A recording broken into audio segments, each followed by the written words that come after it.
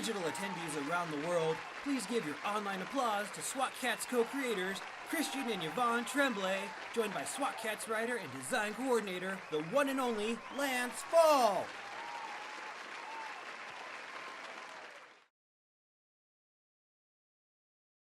You SWAT Kats have certainly managed to catch your share of villains, but tell us, why do you do it? We have a mission, Anne. Down these mean skies, a cat must fly. We want to be the good guys. And despite what the enforcers might think, we just want to make Mega Cat City a safer place. It would be a lot safer without those two reckless hotshots.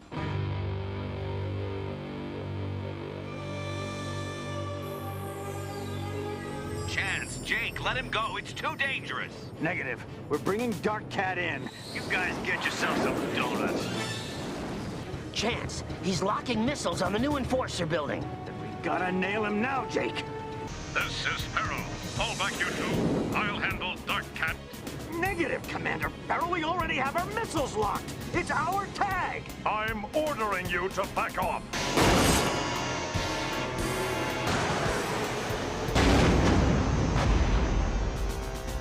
This is the last act of vandalism you will ever perform on this city. Just a minute. I said you're off the force, but not off the hook.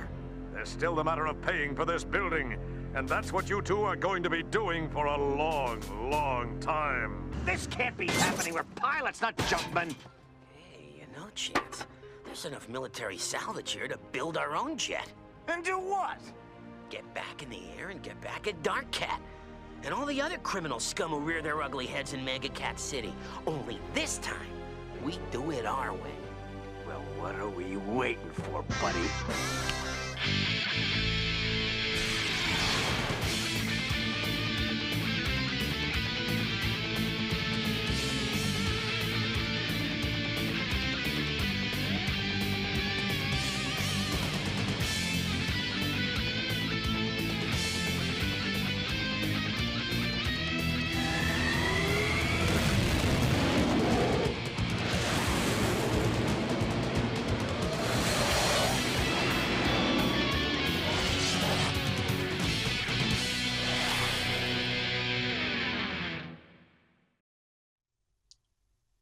Well, Matt, you know, we are very privileged to be here tonight, and always good to reconnect with the fans worldwide on this live stream. You know, Yvon is here with me and Lance, and then we'll be talking a little bit about the show, and I want to acknowledge all the fans around the world who's been supporting for more than 23 years now, you know, being part of the SWAT Kats family. So great to see you all, and then we're here for you for questions and comments we're going to bring tonight. Absolutely. Absolutely. Should be fun. It will. Yeah, so SWAT Kats, as since we created it, we were with a couple of studios before being with Hanna-Barbera, and you know, we were trying to push it to make it forward. And actually, you know, the last place before Hanna-Barbera was the project was with Haim Saban, you know, probably before he had his Power Ranger. And we should have stuck with him. No, but anyway. But at one point, we were pushing so hard, Haim, that I was not calling him anymore. I was just basically showing up to his office. And then he was sick and tired to see me. So he said, you know, you want to get out of the deal? I said, yeah, I want to get out of the deal. And then we set the project up at Hanna-Barbera. But Hanna-Barbera was not doing well, you know. And David Kirshner was running the company back then. And once again, you know, being pushy I was pushing him, you know, like crazy, you know, to make the show happen. And David was always telling me on the phone, you know, he said, Christian, I don't know what's happening. You know, I keep selling my shows, but I can't sell yours. Right? But the good thing happened is that when Ted Turner bought Hanna-Barbera, and suddenly they had money. And Turner came on board, and they decided to do 2 new shows. And they wanted to do one comedy show and one action TV series. So I remember vividly. Were you at Hanna-Barbera back then? Yeah, you were. Yeah. So, but we had a theater at Hanna-Barbera somewhat like this, right? Mm-hmm. And then all the folks at the executive of Turner in Atlanta, they came up to Los Angeles, and they were being pitched all the projects that Hanna-Barbera had. And they had to hire a few actress to do pitches on different shows. And us, all basically we had was just, cutout boards and posters, and I had a boombox with the music. And basically, I just pitched the whole thing, to them and get all my enthusiasm that I could get. And then I also played a piece of music on the boombox. And then, so that was it. And then after that, we had one conversation short after this presentation where they were talking about merchandising part of our deal. So I said, well, okay, that's a good sign. So, but flash forward, they call us back and they say, that they were going to do the show, to pick up the show. So we were in Montreal back then, and then we pack our things and we moved to Los Angeles. And then we set up. We have to say that the good thing is that Fred Siebert was running the company at that moment, and the company was well funded, and we were working with the folks of Turner. So that was pretty fantastic. But I think the most amazing thing was to be doing this project at Hanna-Barbera. I mean, we're talking, an iconic studio run by Joe Barbera and Joseph Hanna, and they were still at the studio back then. And actually, our office, they gave us a big office. It was Jane Barbera, Joe Barbera's daughter's office that they gave us. Do you remember? Mm-hmm. So it was a pretty big office. So it was kind of central to the production in some ways. And what was fascinating is we were doing a show where Flintstones was created, the Jetson was done, Scooby-Doo, all those classic Hanna-Barbera.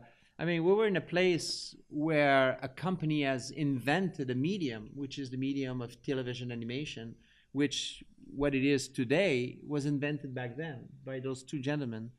And I remember vividly a couple of times where Joseph Hanna would stop by our office, and see what we were up to. I mean, we're talking legends here, that were popping up in our office, and we were seeing them. I think that was the most amazing thing. Every single time on Cajonga Boulevard, we would go inside the gate, and there was a gate. There was, remember the big tall guard, it was like a big teddy bear. And we were like entering a place of cartoons, a legendary place of cartoons. So that to me was one of the most vivid memory of it all, and also giving us the reign to do a show. I remember also Fred Siebert basically saying, he said, to us in a private meeting, he says, if the success, that's because of you. It's a fail, it's because of you too, So they gave us a lot of liberty. So we were discussing earlier on, we were doing this show without much interference from executives or studios and things like that. We were just a tight little group of people, basically almost sitting by ourselves. There was not much interference, and that was great. So basically, that's how it came along.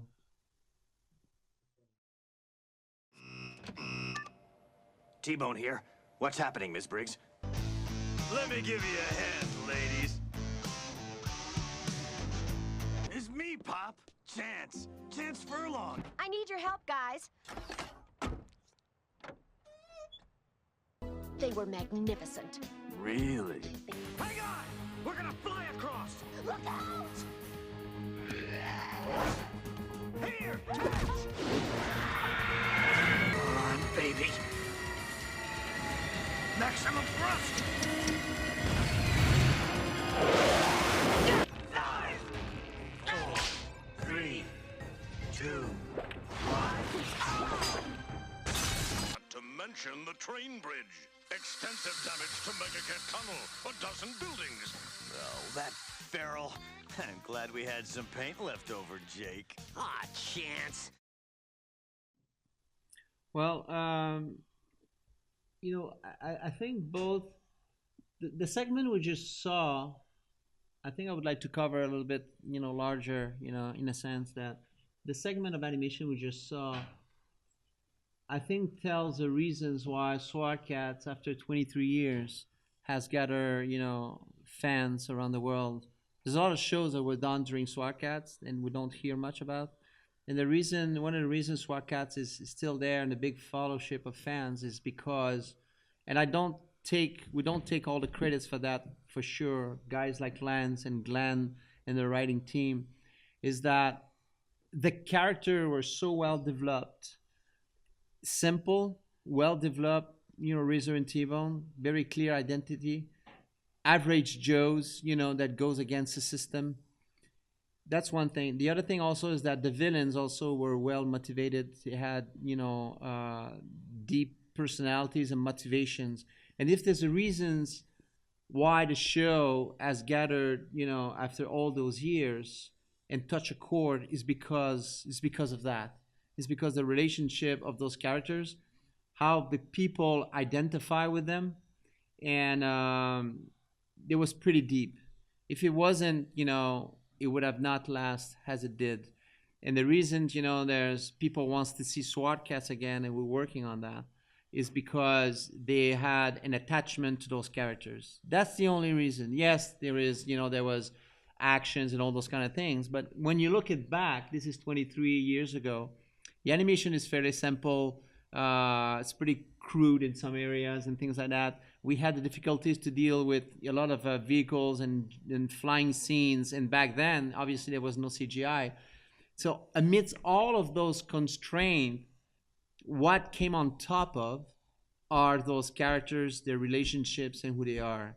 And I tip my hat, to guys like Lance, who wrote a lot of episodes, Glenn as well, Davis, all the guys that contribute to the development of the episodes, because that's a big chunk of the success of the series that we had. I really had fun in the recording studio with Charlie Adler, who was just hilarious. And he was nice enough to visit us today, and I loved writing for him. And what it brought out in me was that character had a childlike wonder and a sense of humor, and I think Razor, for my part, was a little more focused on his work and a little more serious, because you want to differentiate the characters a little bit. But in a way, if you think about it, T-Bone physically is the jock and Razor's the nerd, but their personalities are actually sort of the other way around. And where T-Bone's a big kind of more innocent character. Anyway, that's how I saw them.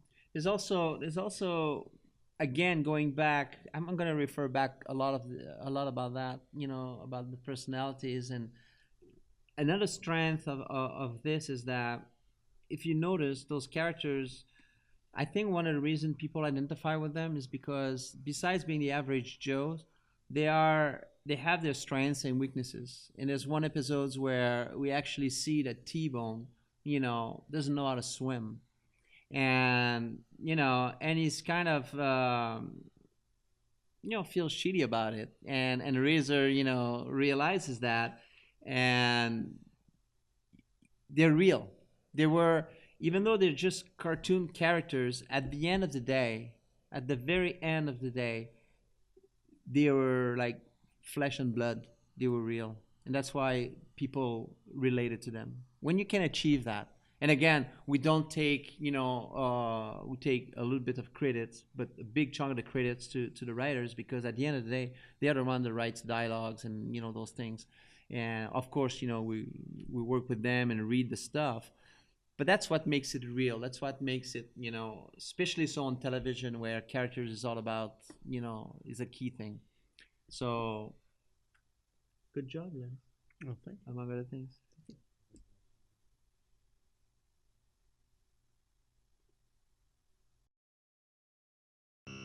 Later, that's Callie. Yes, Miss Briggs.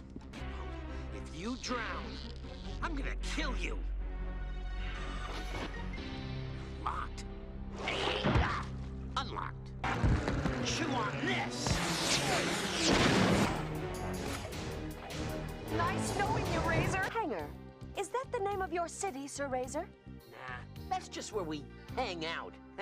We're from Mega Cat City, far in the future. Good night, Sir Razor. Good night, my queen. Good night, my queen. Come here, buddy. We can't fight him, so we're gonna have to outwit him. Ready to rock and roll in T-minus 10 seconds. Razor, get your tail out of there! Sure you don't want a piece of him for a souvenir, buddy? Are you kidding?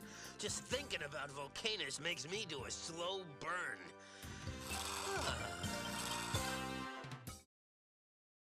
Yeah, Razor. It brings fun memories when you look at those short clips. Razor, again, average Joe, but I think he's under average. Even he's skinny. He's not the muscular guy, but doesn't give a crap about it. He's got something to do, and again, probably that's another fact that people identify with him. He's not Superman. He's not Hulk Hogan or beefed up. He's just a guy that is committed. He's committed to do something. He's gonna do it no matter what, and he's got fairly good brain, to build all those gadgets and to use them. But he's not scared. He says doesn't give a shit. He's just gonna go get the job done, and that's what I think I like about him. I think he's the favorite of a lot of people, and I think we can identify with the little guy who wants just to get the job done, and gets the crap out of the bad guys. That's how I see it, kind of. Well, I tried to make him sound maybe a little more sophisticated, give him a slightly better vocabulary. I don't know if that came through, but also that he's really kind of a savant when it comes to building things, and underestimates his own mechanical genius. But he's really, like, if it weren't for him, nothing would work around there. And it's not quite a brains and a brawn situation, but he's certainly like so indispensable, to everything those guys do. In the face of what other characters or other people would see defeat, he sees opportunities to defeat. Yeah. And that's big things about him. He just see things differently, in order to succeed. He cares, I think, deeply about Callie, which probably he loves her very much, and he wants to see he's a good guy. He's a good guy. He didn't turn down your parole. I did. Callie Briggs, deputy mayor. Manx hasn't done an ounce of paperwork around here for years. Razor, T-Bone, where are you?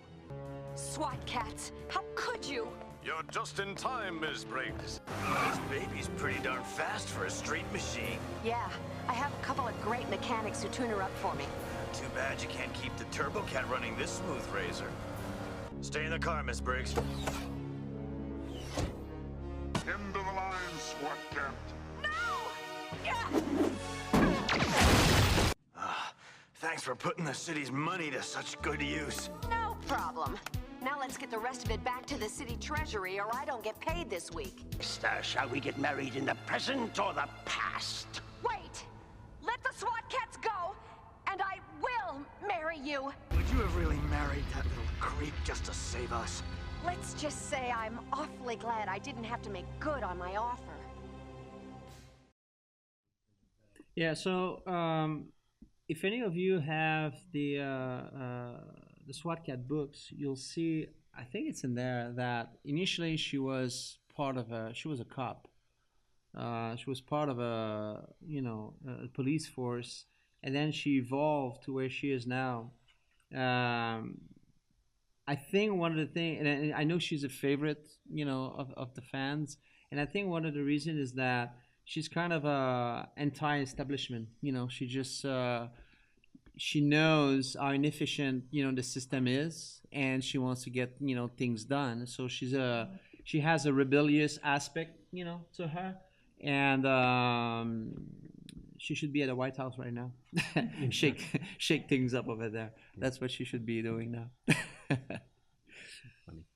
Felony Cat on the stream asks how the SWAT Kats wound up giving her communicator. That's one of the secrets. That's one of the secret that on the new series we'll get into.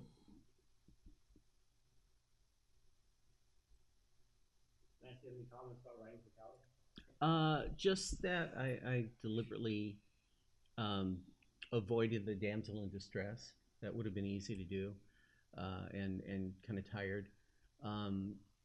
She's not quite Lois Lane.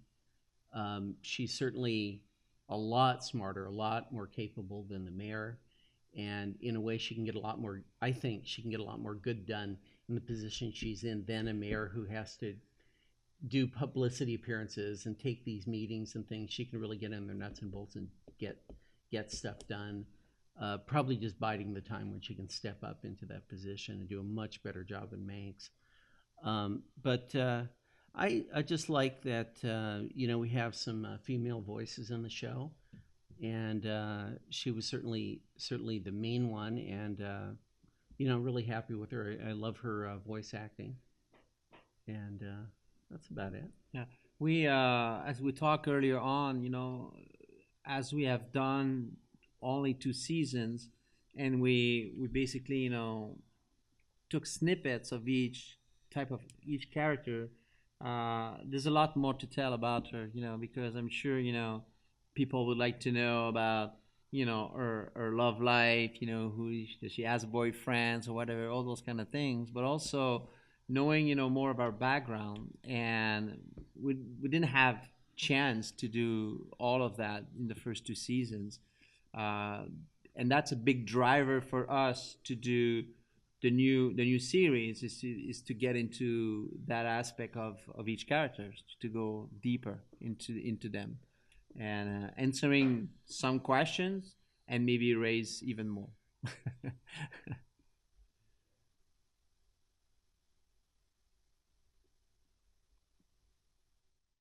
The enforcers will handle this. This is Feral. Bring me Chopper back up. Do you know how much havoc you two have caused tonight? Well, I won't press charges this time. I'm here to save the mayor and Ms. Briggs. But as usual, you two are just in the way. Look, Commander, the SWAT Kats have failed. Shut up, you idiot. Be ready for anything, men. What are you clowns doing here? My men have orders to arrest those destructive vigilantes on sight. No. All due respect, Deputy Mayor, your SWAT Kats are a menace. Wait, Feral, put that thing down and we'll tell you the secret identities of the SWAT Kats. Just let us go. I don't deal with scum. I just didn't want to owe those 2 hoods anything.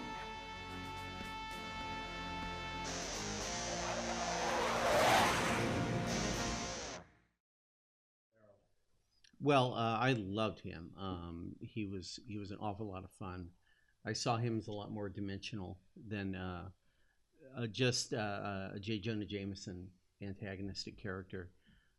In the clip we just saw, it was like my personal favorite scene that I'd ever done was that you see Feral for the first time as having a line that you can't cross, that as bad as he is, he's not going to sell his soul to get what he wants. He actually has some moral character, and he is the chief of the police, essentially.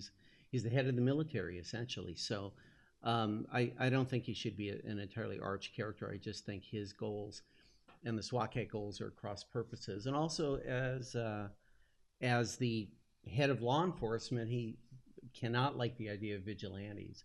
Now, I was going to do a story later, I've talked about this elsewhere, where we were going to see, under the right circumstances, when he has nothing to lose, when he's backed into a corner, Feral has also a capability of being a bad guy and actually being being evil if he feels he has no other choice, that he would go that far. And maybe we'll explore that. But again, I mean, he was voiced by the legendary Gary Owens, who I watched on Laugh-In as a kid with my mom, and he was Space Ghost, and what a sweet man, and what a great honor it was to work with him. I think on there's one thing again. I'm going back again to the fact that people had relationship with those characters. When you look at Feral, you know, in some ways you kind of feel for him, because we understand he's got responsibilities. We understand that he needs to defeat, you know, what's going on in the city. And at the same time, you feel for him because you have those two guys, two vigilantes that are just better at doing the job than he is. And so there's a vulnerability about him that we can feel, you know, even though we cheer for our heroes. There's something about his personality that we can understand, because sometimes too we do things and, you know, it might not be perfect, or it might be that, you know, somebody else does a better job and we feel crap about it. And that's how, you know, I think a lot of the time Feral feel, you know, it's not good to be on TV and having those two guys, you know, doing, you know, catching the bad guys while you have an whole army to do it. So you can feel as a viewer about that. And again, it's that emotional things with the characters that you feel, that you can identify with, those flaws, those weaknesses, those strengths, that makes it that those characters are real. This is one enforcer who doesn't need any help.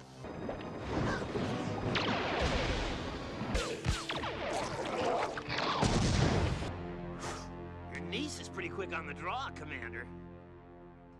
Mega Cat Biochemical on the double. Right. Felina, I thought I ordered you to stay put. Hey, you needed the best pilot, so here I am. I don't take no for an answer. I may be down, but I'm not out. Eat bazooka, you space scum.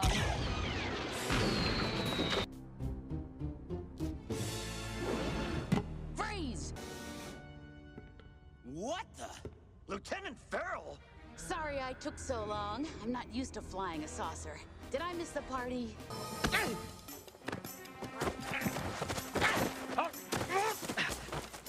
Lieutenant Feral? T-Bone? Oh, gee, for a second there, I thought your uncle was gonna thank us for saving his tail. Thanks, guys. Hey, no problem. Well, I think that I don't recall exactly, you know, how, you know, the precise moment is, but there was this intent of creating strong. I think we had created strong female character before it was popular in the world of television to create strong. Nowadays, you know, you present things and the executives say, "Oh, we need strong female characters. We don't care. We just need that." I think back then we wanted to have an additional character that would fight along, but there was a female. It was an interesting dynamic. The exact moment how that came along, I personally can't recall it, you know. I mean, we have good memories of a lot of things on the show, but this particular moment, I don't know if you recall, Lance, you know. But great voice, great attitude, great designs, and we loved her. She's a great character. And a good dynamic. Again, I'm referring back the fact that, you know, she's Feral is her uncle. That creates a dynamic that is interesting and an added element to Feral's, you know, issues. Man, that guy has a lot on his shoulder. Lance, can you tell us just a little bit about anything in your writing about your scripts with Felina Feral, anything that you always try to do? Sure. Well, I think I should have won the Emmy for, you know, eat lead, space scum. I think I think that was a really great line. But anyway, or was it Eat Something Space Scum? I forget. But one dimension to her that I liked was that the only real personality we'd seen about the Enforcers is through Feral, and Feral's an antagonist, and they are the police and they are the military. So it was nice to have a character that was clearly heroic, clearly on the right side, clearly a good character. So it doesn't paint the military with or the police with a bad brush. That no, they're doing a job that needs doing, and they're good at it, and they're on the right side of the law and that sort of thing. And it was just, again, terrific to have a female on the show that never needed rescuing but did rescue people, and was a great help to those guys, and just added a lot of dimension. And she's a bridge between your antagonist and your protagonist, which was really interesting. And again, that's something I can't wait to explore further. There's you said something, and it reminds me. I'm going to go back for a second to Feral. You know, when I'm looking again at the clip and what you said, Lance, is what I think about Feral is that one of his issues is a little bit, narcissistic, and there's elements of being proud about him, that if he would have just let it go, I think it would have his life would have been a bit easier, and remind me of somebody at the White House again. There's no help in that guy.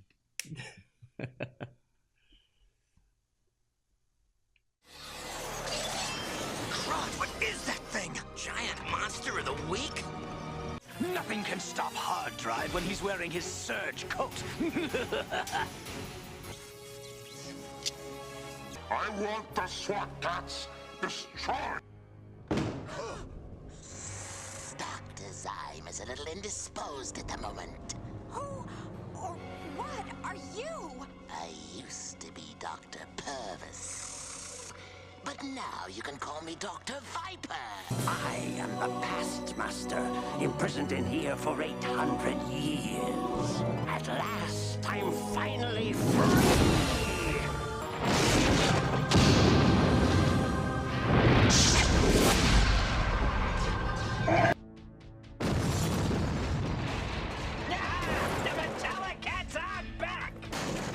Just drowned, trying to bust out of Alcatraz.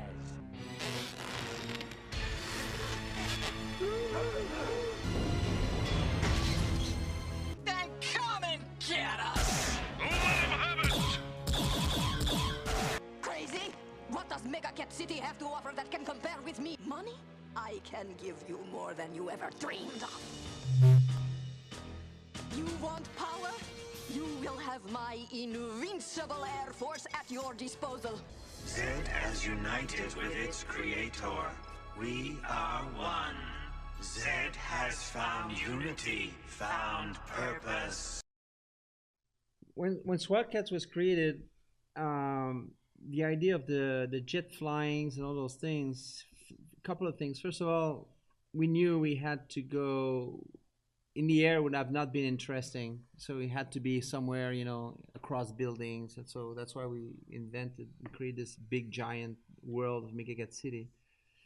And then for the villain, we wanted to have, I think the inspiration to me was the 60s Batman series, where you have different villains, recurring villains with distinctive, personalities and colors to them, and so that was the idea. So sketch up, a lot of the things, and Dr. Viper came out as, it would be cool to have this characters, and everything will be organic about him. So that the creatures, the villains, all those things, the monsters will all have an organic, biology to that. So that were like little sketches and things like that, and it, to me, works fantastic. So I love that. Past Master, I love, and then again, every time I see clips of Past Masters, a little bit of shivers, because is I have quite a special affinity about him, and the idea was simple. He wants to destroy, the present to bring back the past. So it was a way to bring anything from the past to the world of Mega Cat City. So we love that very much. And Metallic Cats, probably among the favorite, is initially they were like the Bonnie and Clyde inspiration, but robots. And again, so we had lots of them. We had one that never made into the series. The past series was kind of a ninja commando type of guy. There was one was more like army. So each one had very, very distinctive style, and characters. One was all about electricity. And I think there's in the book there's quite a bunch of them. But the idea was to be very distinctive, very iconic, as much as possible to be iconic. So we knew we could do not just one episode, but several recurring episodes with each one of them. So that was how it all came together. Ideas, designs, and then all right, that's good. Biology, robots, the past, ninja, whatever. And then we kind of, some we never use, or we might use. We have a comment in the live stream you might appreciate. A user by the name Kill All the Rednecks 2 says, the past master wants to destroy the present to bring back the past, like Trump. Yeah, pretty much. Lance? Well, obviously, I mean, if you watch the 6 I did, obviously my love is with the Metallic Cats for a number of reasons. But I did a Dr. Viper. My first episode was a Dr. Viper episode. I had a ball writing him. Originally, the idea just had some mad scientist-y guy, and I believe Davis, or it might have been Christian, said, well, we already have a mad scientist. Why don't you use him? And I went, oh, duh, of course. And it was a lot more fun that way, too. And then my little rule, which was for every existing character, the villain, that I would create one. So I did 3 and 3. I did 3 of theirs and 3 of mine. And I had about equal amount of fun doing both. My idea with Shard was never realized, which I hope we go to in the future, where he's kind of a criminal thug guy who, through an accident, gains a really crazy series of abilities, and he's cured at the end. And what I wanted to do was make him kind of a power junkie. And so every time you see him, he throws himself into an experimental reactor or drinks something or whatever. So he is the guy that would come back as a different villain every single time. And every time he'd come back, oh, now he's missing a finger, now he's missing an eye. And each time he'd come back a little diminished and would not learn his lesson from it. So hopefully I'll get to do that idea. But, I love it. One thing, we never had that conversation, but I always thought of the Batman 60s series too, when I was thinking these guys are colorful and distinctive and are really kind of having fun at the same time. Like the Batman villains are always having a good time. And I thought our villains are having a good time. Mac and Molly are having a ball, even though they're robots, and they're all laughing like crazy, and that's a lot of fun to me. So.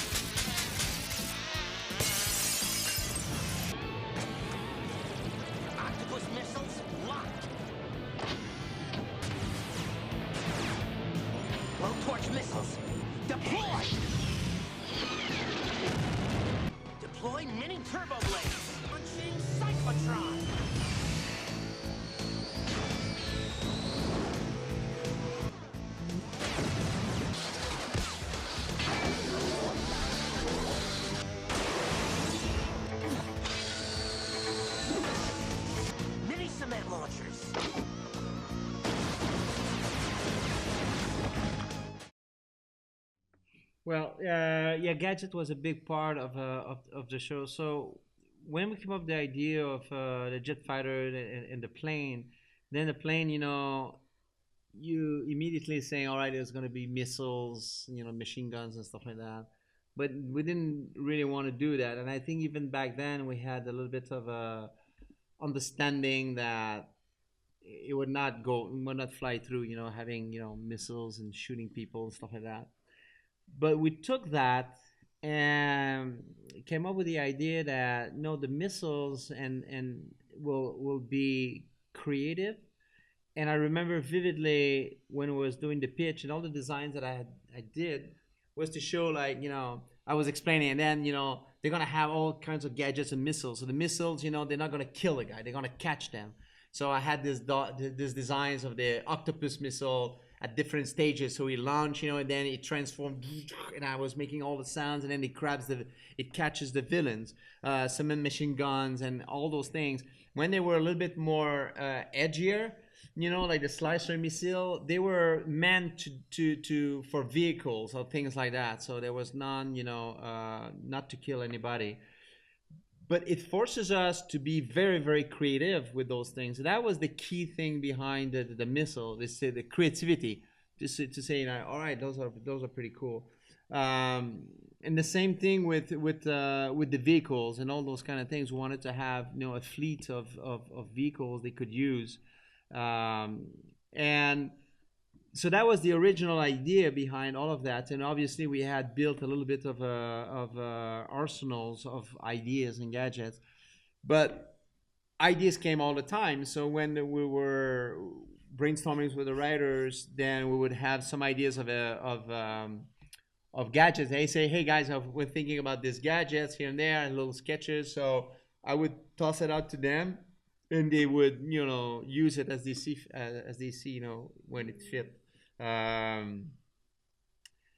It's not that we really had directive.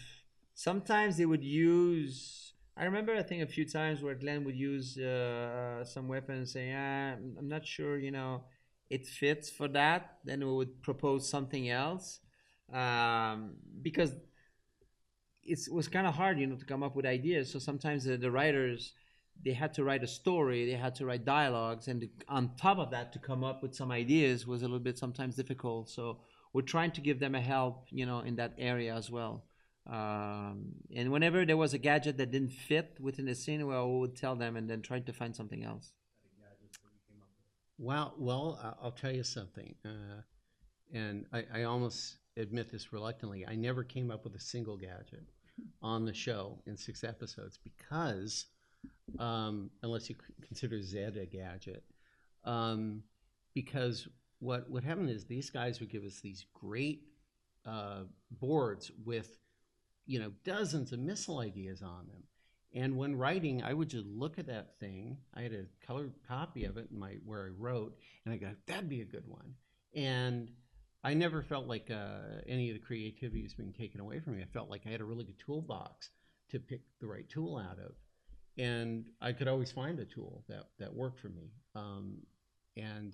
So that was fine. We said, oh, okay, this is all figured out. Oh, I need something to flame, or I need something that cuts, or I need something that throws a net, or I need something that does this. In the case of vehicles, I don't know if any of mine used the motorcycle, but I did do the Thunder truck. I did the episode that had the truck in it, which got blown up, unfortunately, but that was the story. There's a scene. To me, one of my favorite scenes with a gadget is one in Mutation City where Razor is where T-Bone is getting mutated. Yeah. And Razor is on a jet ski, and then he push a button, and these things, and then it becomes kind of his missile launcher, or whatever. It's a very well animated scene. Yeah. It's snappy, and it's well done. I love those kind of things. It was cool. But that's something I never had to deal with because it was right there. Arsenals. Yeah, it was right there.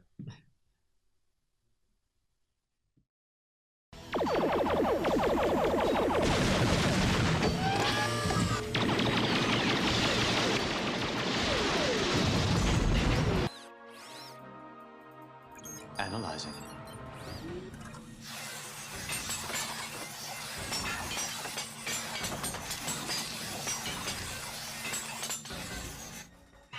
Commencing assimilation procedure.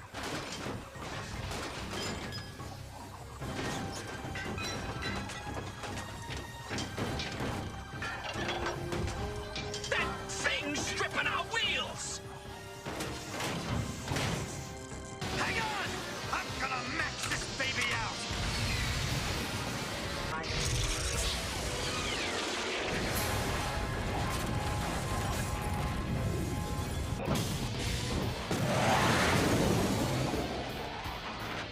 There he is! Razor, you gotta put that mega beam out of commission before he takes us apart! I'm working on it!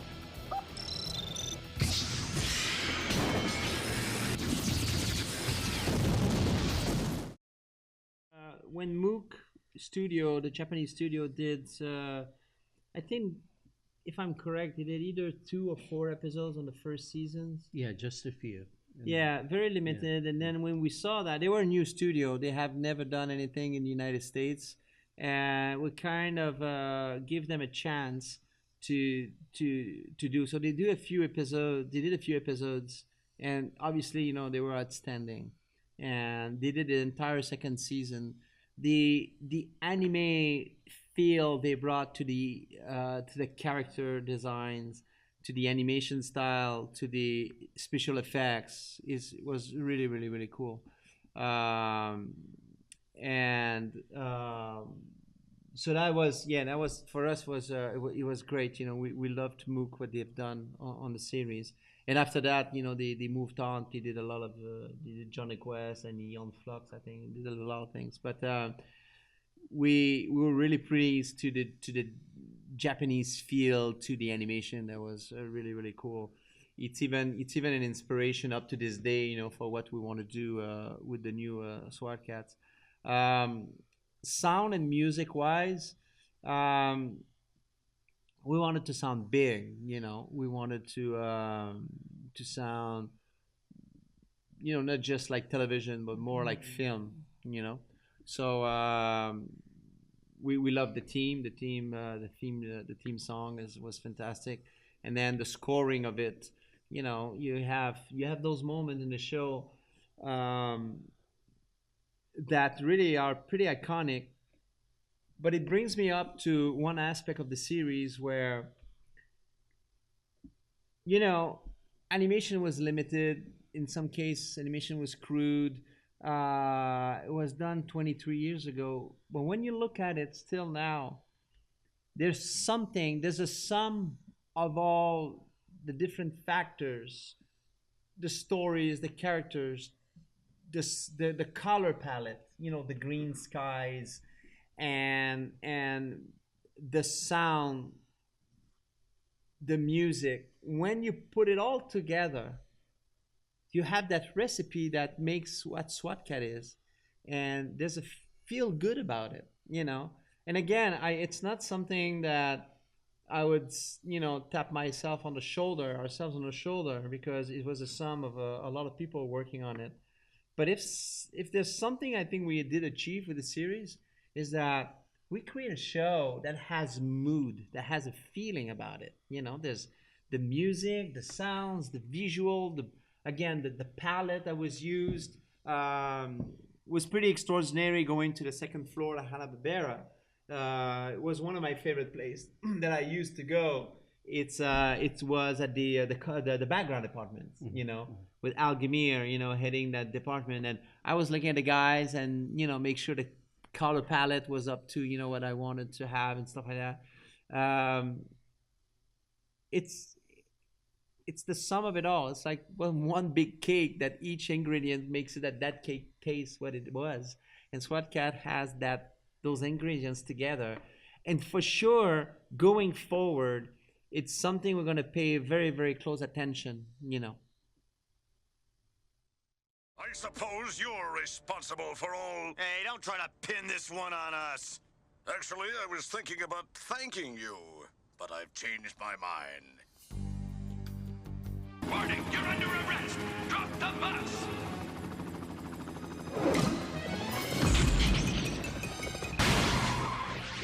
Open your eyes now, Mayor. It's all over. It's all over? My street! You really think this is gonna work? Well, theoretically, the natural volcanic gas mixture should get us off the ground. Or blow us up. Maybe we should have tried the unleaded volcano. Well, at least we didn't blow up. You're not going to blow up my city hall until I know who we're dealing with and what he wants. He's an 800-year-old sorcerer from the Dark Ages. Perfect.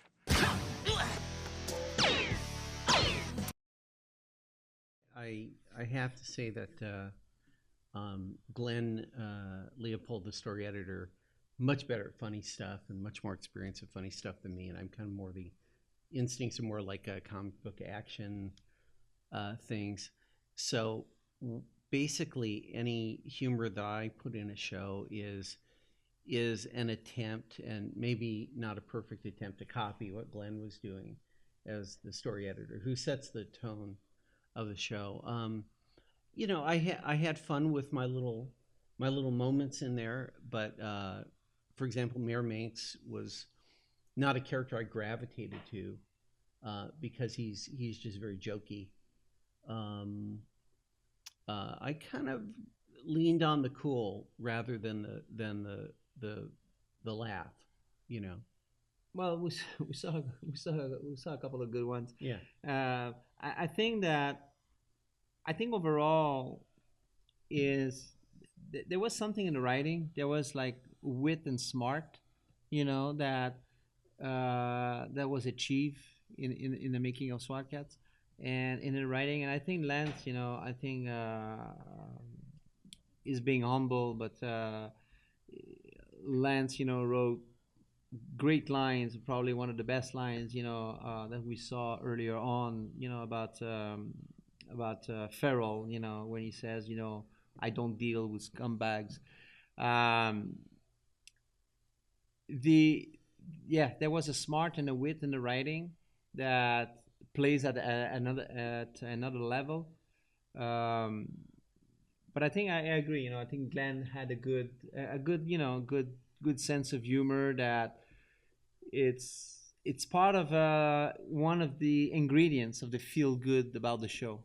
You know, it's one of the elements that says he was not dead serious. It was just the right amount of humor. In my I guess notes to self going forward is like, make it a little funnier. You know, make my episodes a little funnier. Well, where have you two been? Oh, no, don't tell me. You were out saving the world. Nah, just the city. But we brought you back a pizza. He saved us again, T-Bone. Yeah. You've done all you can.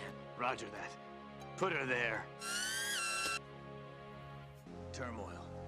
Thanks for the tempting offer, but it never would have worked out between us. Guess I'll always be a good guy, and he'll always be a bad girl. Keep your whiskers clean, beautiful. Your Top Gun, T-Bone. Why? So far, this is the only part of the future I like. We all thought you and the Turbo Cat were destroyed. Ah, crud. Speak to me, buddy. I thought you didn't know how to swim. Hey, I didn't know how to be a mutated frog either. Until today.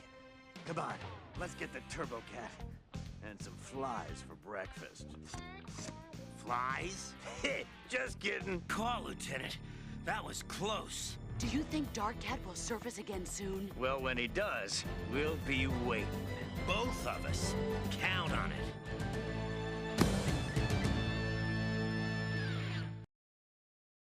Well, this is a very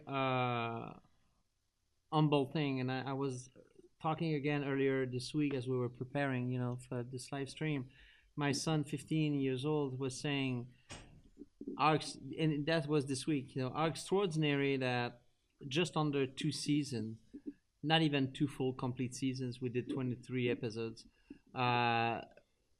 So 23 episodes, 23 years later, and that there's this following of SWAT Kats, and he says for him it's incredible, and for us it is.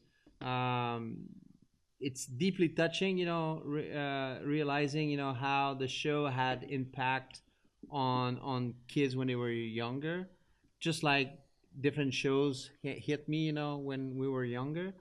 But this time, we got to do it, and seeing you, we were talking about the recording session, and Charlie was here earlier on. That one of my big moments as well was when I was in the recording booth and Mark Hamill was there. It was like, wow. I mean, he was my hero when I was a kid, watching Star Wars, and now he's working for my show. It's like only Hollywood. I mean, this is crazy. But the fact that the fans are there, and it's crazy because today, I mean, I have it, today by mail, I got, again, this SWAT Kats fans letter that I've not even opened it yet. But I got it in the mail today, and we got things like that. We have emails, and I should open up, right? Yeah, you should. Yeah, that would be fantastic. It comes from New Jersey. New Jersey, and it's Christian Kern. Christian, we got your letter. Just got it today, man. It's fantastic. And that, honestly, is the most rewarding things about, and also a sense of responsibility. Now that when you create a show, you create something, it will have an impact on somebody else's life somewhere around the world. And to me, it is extremely, rewarding to see that. And that's fantastic. So I'll read it and I'll keep it. I'll bring it home and we'll keep it dearly. But thank you so much for sending this. And we kept all of that. It reminds me as well. I don't know if you recall, but when the original show was on, there was always a little tag at the end. Send us your comments, and then. So we got tons of those letters, when the show originally was on air originally. We also did a few things where we did a contest, where we had tons of letters, where we pick up a few of them to give away animated cells and stuff like that. There was no internet. It was all like that. But thank you, Christian. We'll read this. I'll read this and keep it dearly. And thank you, Sensoli, for sending that. But it's funny it came today because we're doing this live stream. It's not a setup. It's real. It's a real one. And thank you. It's pretty special.